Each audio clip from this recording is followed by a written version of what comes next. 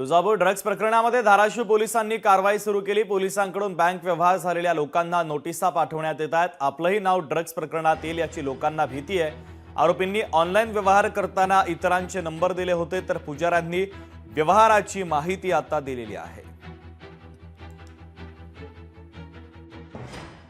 एखाद्या व्यक्तीला जर त्या व्यक्तीचे पैसे द्यायचे असतील, जो आरोपी आहे ड्रग मध्ये आल्यानंतर त्याने काय केलेलं आहे, ती पैसे डायरेक्ट न घेता जे मुंबईचे जे ड्रग व्यापारी आहे त्यांचा नंबर दिलाय।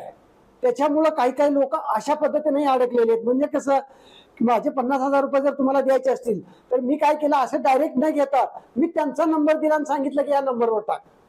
त्याच्यामुळं बरेचसे लोकांना जे आहे ते अशा पद्धतीच्या नोटिसा आलेल्या आहेत आणि त्याची चौकशी चालू आहे। तो आकडा पोलीस अधिकारी कोण मला सांगत नाहीत ना किती आकडा, पण असं ओढत खबर आहे की नोटीस निघतात, ट्रान्झॅक्शन म्हणून त्यांनी काढणार नोटीस, असं आम्हाला समजलंय। पण जे नाहीत आहेत तर त्यांना फार मोठी भीती आहे, कारण का ते समाजात त्यांचं एक नाव आहे।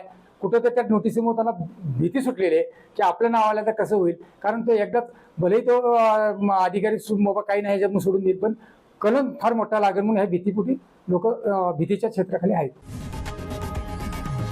लोकशाही मराठी ऐका, पहा, जागरूक रहा।